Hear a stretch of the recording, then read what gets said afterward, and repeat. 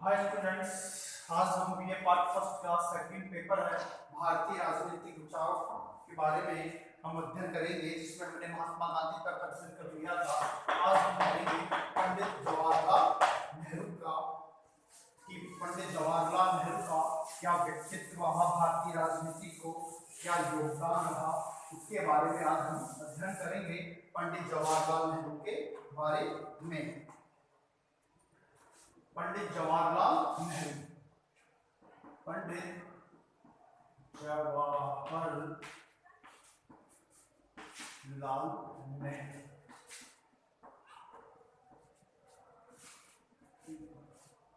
पंडित जवाहरलाल नेहरू पंडित जवाहरलाल नेहरू का जन्म इलाहाबाद में एक अभिजात्य परिवार में इनका जन्म हुआ था।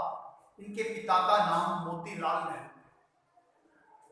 मोतीलाल नेहरू ब्रिटिश काल के जाने माने वकीलों में उनका नाम लिया जाता था और एक समृद्ध परिवार से आते थे। समृद्धशाली परिवार बनने के कारण घरेलू शुरू प्रारंभिक शिक्षा इनकी घर पर ही हुई थी। घर पर ही शिक्षक आता था और इनको पढ़ाता था। बाद में 1905 में इनको आगे की पढ़ाई के लिए इनको इंग्लैंड भेज दिया गया था। 15 वर्ष की अवस्था में इंग्लैंड भेज दिया गया था और आगे की पढ़ाई इन्होंने वहीं प्रारंभ की थी। वहीं पर अपना अध्ययन प्रारंभ किया और वहीं पर विद्यालय में इन्होंने 1907 में कैम्ब्रिज प्रसिद्ध ट्रिनिटी कॉलेज में प्रवेश किया और उनमें इन्होंने कई विषयों का वहां पर अध्ययन किया। इसके बाद में पंडित जवाहरलाल नेहरू ने यहाँ पर 1912 में वे बैरिस्टर बन गए और भारत लौट आए। 1912 में वे भारत पहली बार कांग्रेस के बाकी अधिवेशन में सम्मिलित हुए थे। कौन? 1912 में पंडित नेहरू 1912 में पंडित नेहरू बांकीपुर अधिवेशन में वे सम्मिलित कांग्रेस के बांकीपुर अधिवेशन में सम्मिलित हुए थे। 1912 में बांकीपुर अधिवेशन में वे सम्मिलित हुए थे और 1916 में जवाहरलाल नेहरू गांधी जी के संपर्क में आए थे। 1916 में नेहरू महात्मा गांधी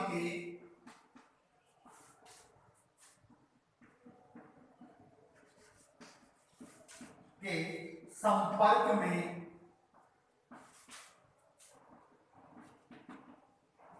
आए थे अर्थात 1912 में कांग्रेस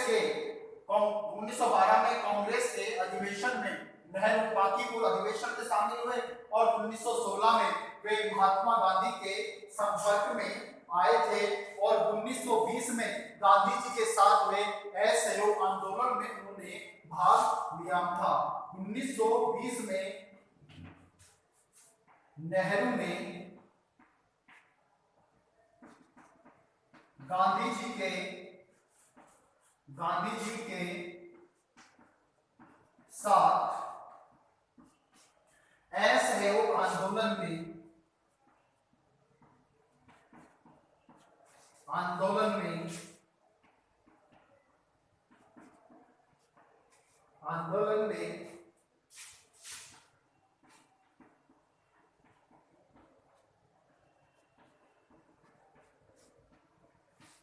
असहयोग आंदोलन में भाग लिया था। असहयोग आंदोलन में उन्होंने भाग लिया था। इस प्रकार से उन्होंने इनका राजनीतिक जीवन प्रारंभ हुआ और 1927 में कांग्रेस के मद्रास अधिवेशन में उन्होंने पहली बार भारत की पूर्ण स्वतंत्रता की मांग की थी। 1927 में उन्होंने पूर्ण स्वतंत्रता की मांग मद्रास कांग्रेस के मद्रास अधिवेशन में की थी।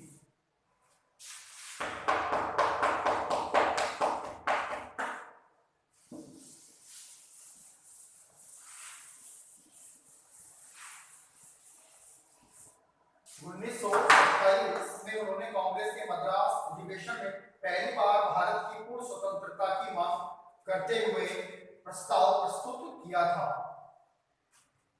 1927 में मद्रास अधिवेशन में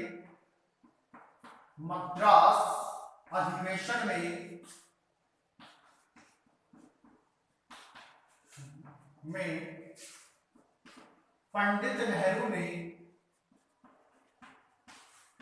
पूर्ण स्वतंत्रता का कांग्रेस अधिवेशन में मद्रास कांग्रेस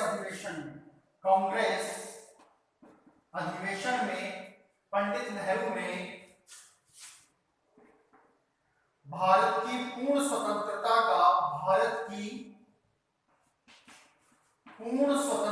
का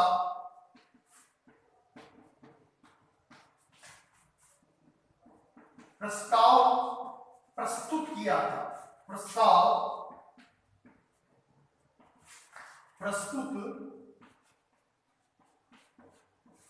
प्रस्तुत किया था। 1927 में मद्रास में कांग्रेस अधिवेशन में पंडित नेहरू ने भारत की पूर्ण स्वतंत्रता का प्रस्ताव पारित किया था और 1929 में लाहौर में वे कांग्रेस के अध्यक्ष चुने गए थे। 1929 में कांग्रेस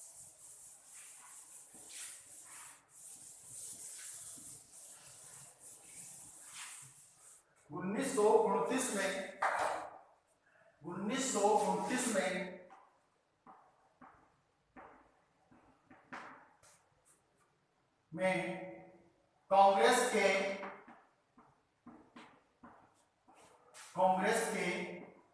लाहौर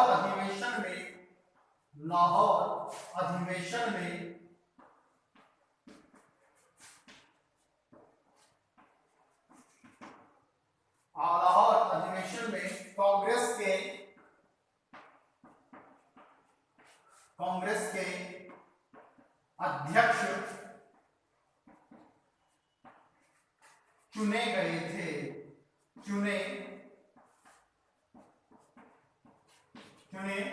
1929 में कांग्रेस के लाहौर अधिवेशन में कांग्रेस के अध्यक्ष चुने गए थे। इसी अधिवेशन में कांग्रेस ने पूर्ण स्वतंत्रता को अपना लक्ष्य घोषित किया था। इसी अधिवेशन में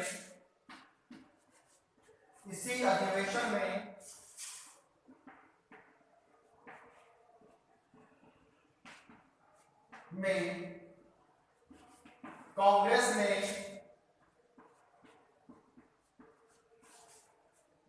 स्वतंत्रता को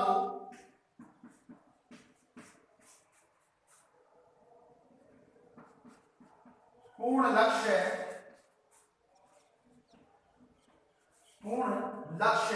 घोषित किया था।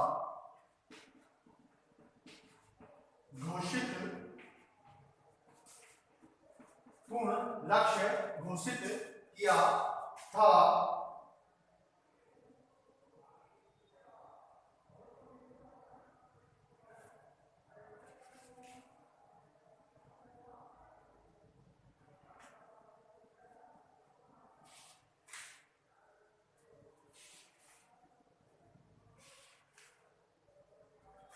अब बात आती है और 1947 में भारत को आजादी मिली और 1947 से लेकर वे 1962 तक देश के प्रधानमंत्री रहे और भारत के प्रथम प्रधानमंत्री के रूप में उनको जाना जाता है। 1964 तक रहे और 1964 तक वे देश के प्रधानमंत्री बने रहे।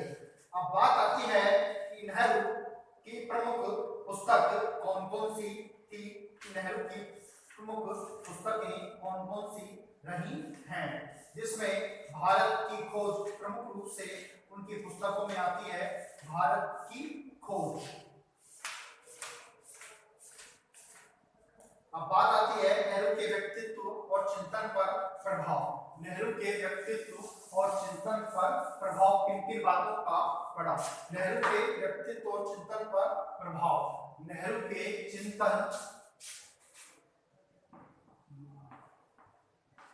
नेहरू के चिंतन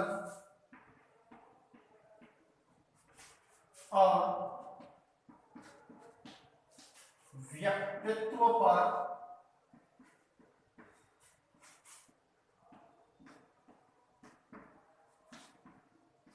प्रभाव, नेहरू के चिंतन और व्यक्तित्व पर प्रभाव।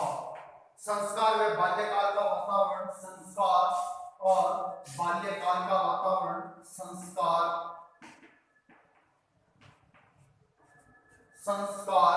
और बाल्यकाल का प्रभाव व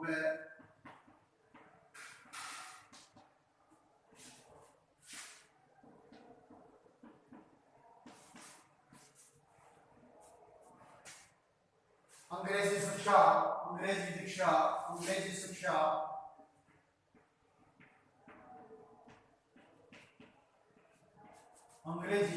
शिक्षा,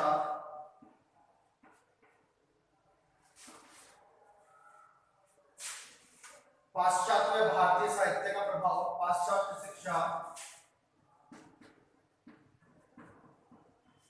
शिक्षा,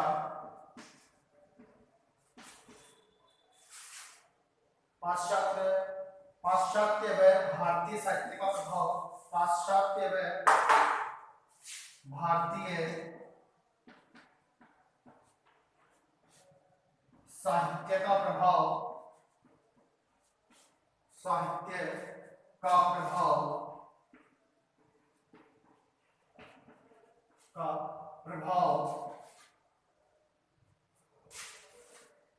देश विदेश की यात्राएं, देश विदेश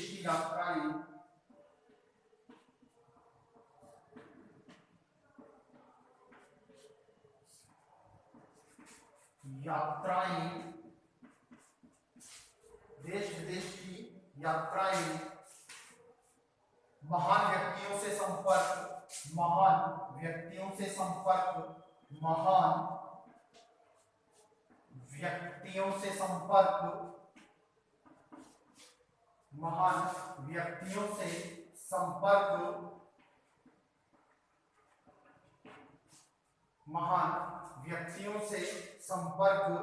ये उनके जीवन पर प्रभाव रहा। संस्कार में बाल्यकाल का प्रभाव, अंग्रेजी शिक्षा का प्रभाव, पाश्चात्य व भारतीय साहित्य का प्रभाव, पाश्चात्य व भारतीय साहित्य का प्रभाव और देश विदेश की यात्राएं, महान व्यक्तियों का प्रभाव, ये उनके चिंतन पर प्रभाव पड़ा। अब बात आती है कि नेहरू का राष्ट्रवाद क्या था? नेहरू का राष्ट्रवाद,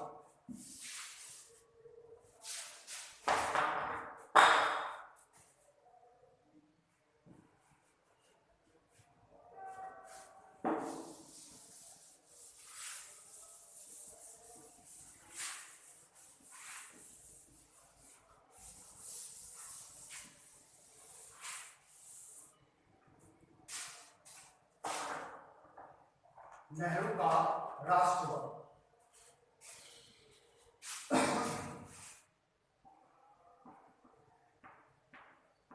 नेहरू का राष्ट्रवाद, नेहरू का राष्ट्रवाद पहला है राष्ट्रवाद के भावात्मक पक्ष पर बल, राष्ट्रवाद के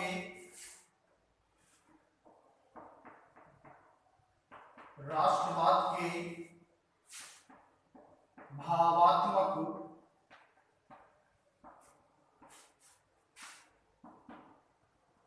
पक्ष पर बल, अतीत वर्तमान व भविष्य के मध्य समन्वय, अतीत वर्तमान अतीत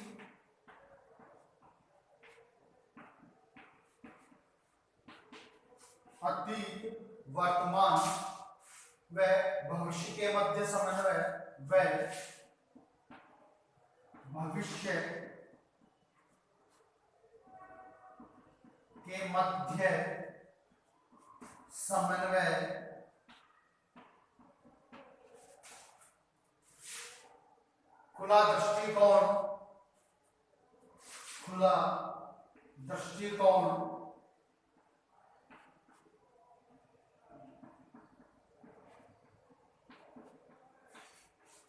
खुला दृष्टिकोण भारत के स्वर्णिम भविष्य की आशा भारत के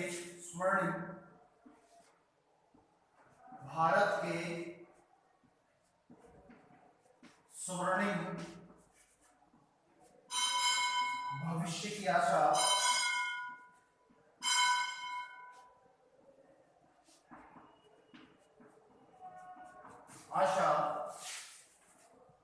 जनशक्ति में आस्था जनशक्ति में आस्था जनशक्ति में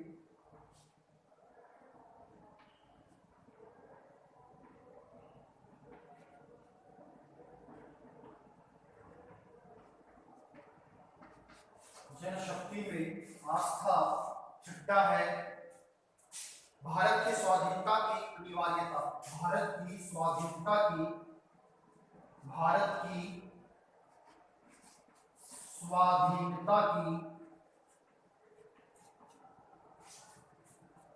अनिवार्यता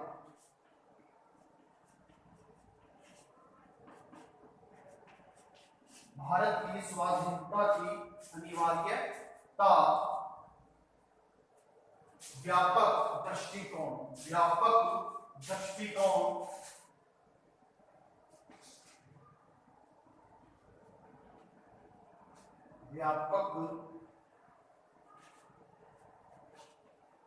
व्यापक दृष्टिकोण राष्ट्रवाद के भावात्मक पक्ष पर बल अतीत वर्तमान व भविष्य के मध्य समन्वय स्थापित किया पंडित नेहरू ने खुला दृष्टिकोण व्यक्त किया भारत के स्वर्णिम भविष्य की आशा व्यक्त की जनशक्ति में आस्था कायम की भारत की स्वाधीनता की अनिवार्यता और व्यापक दृष्टिकोण ये नेहरू के राष्ट्रवाद के प्रमुख तत्वों में शामिल किए गए थे राष्ट्रवाद के भावात्मक पक्ष पर बल दिया अतीत के वर्तमान में भविष्य के मध्य समन्वय स्थापित किया खुला दृष्टिकोण भारत के स्वर्णिम भविष्य की आशा प्रस्तुत की जनशक्ति में आस्था भारत की स्वाधीनता की अनिवार्यता और व्यापक दृष्टिकोण ये पंडित नेहरू के प्रमुख तत्व थे। अब बात आती है नेहरू का पंचशील सिद्धांत नेहरू का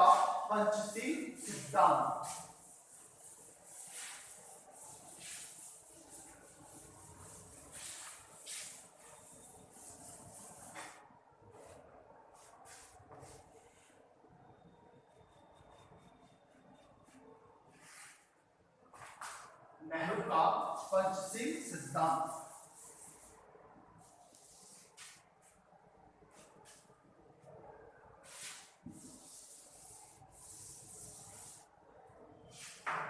नेहरू का पंचशील सिद्धांत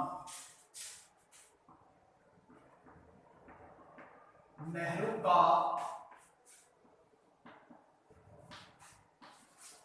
पंचशील सिद्धांत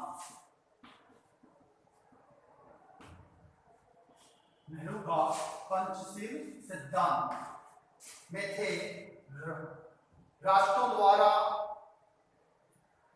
यह विदेश नीति का प्रमुख तत्व था पंडित नेहरू के इंपोर्टेंट विदेश नीति की पंचशील सिद्धांत ये मोस्ट इंपोर्टेंट है कि राष्ट्रों द्वारा दूसरे राष्ट्र की भौगोलिक अखंडता तथा प्रभुता का सम्मान करना राष्ट्रों द्वारा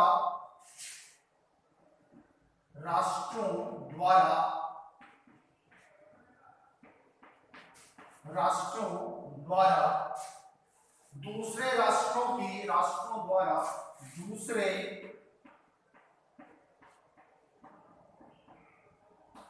राष्ट्रों की भौगोलिक अखंडता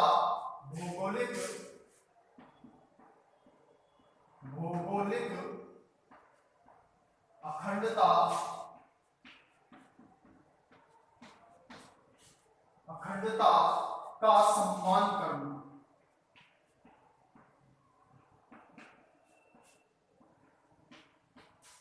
सम्मान करना। दूसरा है अनाक्रमण की नीति।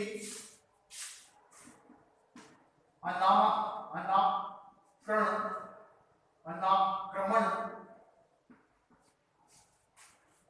की नीति एक दूसरे राष्ट्र को आंतरिक मामलों में हस्तक्षेप न करना। एक दूसरे के राष्ट्रों में एक दूसरे के राष्ट्रों के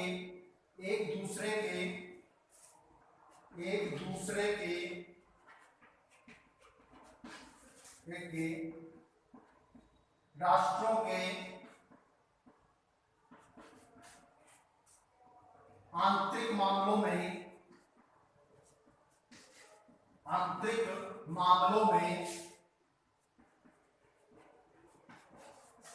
हस्तक्षेप न करना।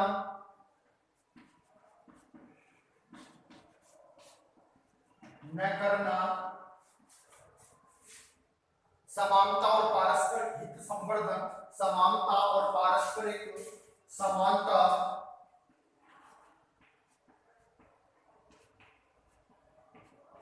और पारस्परिक हित संवर्धन।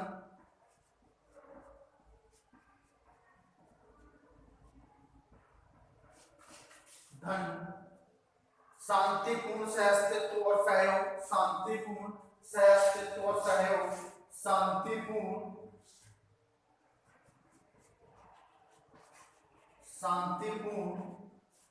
सहअस्तित्व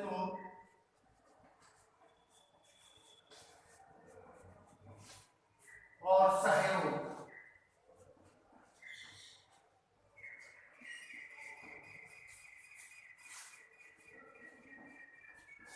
शांतिपूर्ण सहअस्तित्व और सहयोग। नेहरू का पंचशील सिद्धांत। राष्ट्रों द्वारा दूसरे राष्ट्रों की भौगोलिक अखंडता का सम्मान करना। अनाक्रमण की नीति। एक दूसरे के राष्ट्रों के आंतरिक मामलों में हस्तक्षेप न करना। समानता और पारस्परिक हित संवर्धन। शांतिपूर्ण और सहअस्तित्व और सहयोग की नीति तथा ये नेहरू का पंचशील सिद्धांत बताया गया है। पंचशील सिद्धांतों के बारे में बताया गया है जो कि बौद्ध धर्म से लिए गए हैं। राष्ट्रों द्वारा दूसरे राष्ट्रों की भौगोलिक अखंडता का सम्मान करना। अनाक्रमण की नीति। एक दूसरे के राष्ट्रों के आंतरिक मामलों में हस्तक्षेप न करना। समानता और पारस्परिक हित संवर्धन। शांतिपूर्ण सहअस्तित्व और सहयोग की नीति। ये पंचशील के सिद्धांत पंडित नेहरू द्वारा किए गए थे। अब बात आती है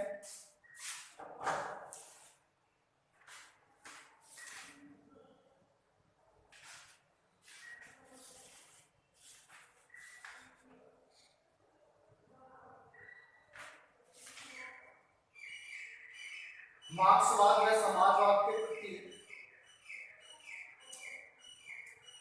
प्रति सहमति के संदर्भ। मार्क्सवाद समाजवाद के प्रति दृष्टिकोण। नेहरू का मार्क्सवाद समाजवाद के प्रति दृष्टिकोण। नेहरू का समाजवाद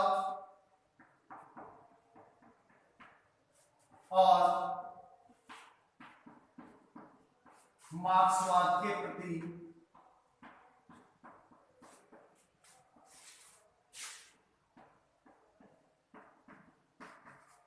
दृष्टिकोण।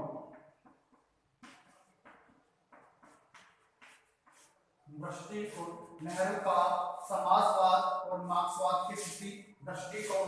इतिहास के प्रति वैज्ञानिक दृष्टिकोण। इतिहास के प्रति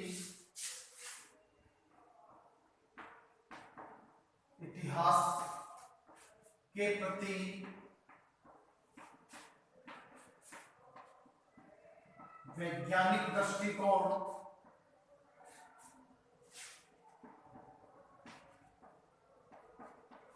इतिहास के प्रति वैज्ञानिक दृष्टिकोण, सामाजिक व आर्थिक समस्याओं के प्रति यथार्थपरक दृष्टिकोण, सामाजिक व आर्थिक समस्याओं के प्रति सामाजिक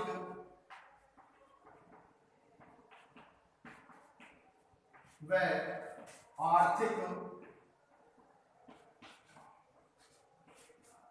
समस्याओं के प्रति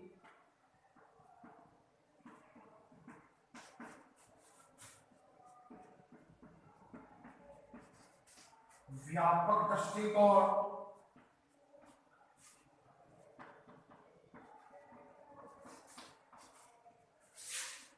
पीड़ित जनता के उत्थान के प्रति नैतिक संवेदना, पीड़ित जनता के उत्थान के प्रति चिंता, पीड़ित जनता के नैतिक उत्थान के प्रति चिंता,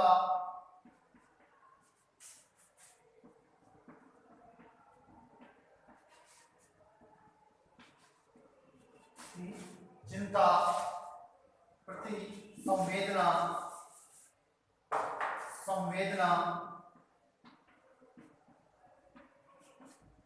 पूंजीवाद का विरोध,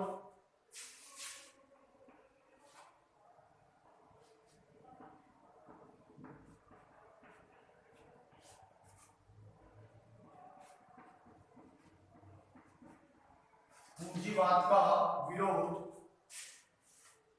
पदार्थ की गतिशीलता व द्वंद्ववाद, पदार्थ की गतिशीलता,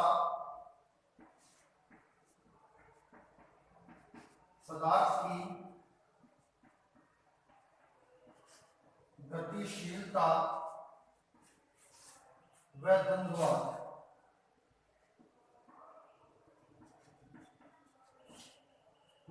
नेहरू का समाजवाद और मार्क्सवाद के प्रति दृष्टिकोण, इतिहास के प्रति वैज्ञानिक दृष्टिकोण, सामाजिक व आर्थिक समस्याओं के प्रति व्यापक दृष्टिकोण, पीड़ित जनता के नैतिक उत्थान के प्रति संवेदना, पूंजीवाद का विरोध, पदार्थ की गतिशीलता व द्वंद्ववाद, ये पंडित नेहरू के समाजवादी व मार्क्सवादी वाद के प्रति उनका दृष्टिकोण था, उनके दृष्टिकोण बताए गए हैं। अब बात आती है कि मार्क्सवाद के प्रति उनका जो दृष्टिकोण था वो असहमति के तत्व तथा विश्व शांति, लोकतंत्र के प्रति उनके जो दृष्टिकोण थे, लोकतंत्र के प्रति उनका दृष्टिकोण क्या था।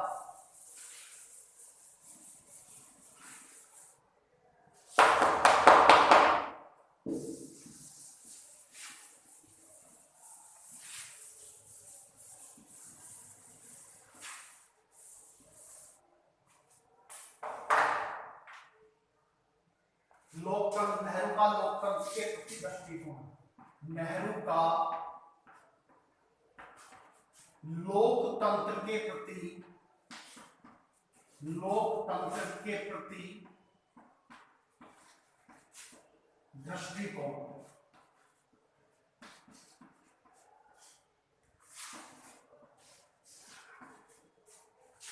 उदार दृष्टिकोण के रूप में लोकतंत्र, उदार दृष्टिकोण के रूप में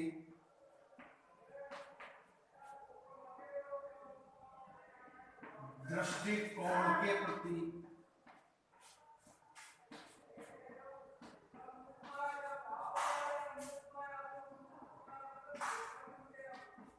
उदार दृष्टिकोण के प्रति दृष्टिकोण, लोकतंत्र की व्यापक व्याख्या, लोकतंत्र की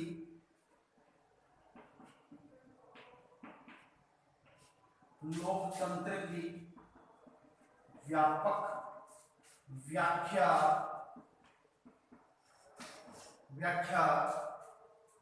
सामाजिक आर्थिक न्याय, व्यक्तिगत गरिमा में समन्वय, सामाजिक आर्थिक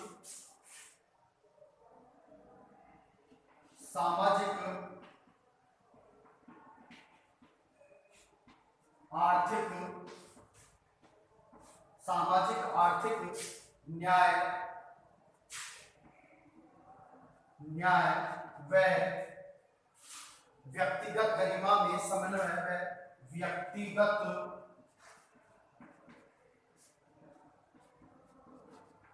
गरिमा में समन्वय,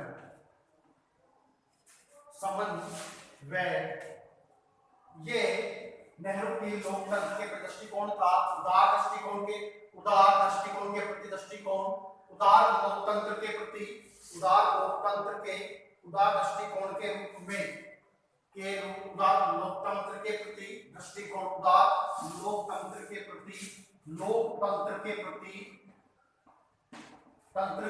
प्रति दृष्टिकोण था। लोकतंत्र की व्यापक व्याख्या करना था। सामाजिक व आर्थिक न्याय व व्यक्तिगत गरिमा में समन्वय स्थापित करना था। ये पंडित नेहरू की पूरी विचारधारा थी। पूरी विचारधाराओं को स्पष्ट किया गया है। नेक्स्ट वीडियो में हम एम एन राय के बारे में अध्ययन करेंगे। आज के लिए बस इतना ही।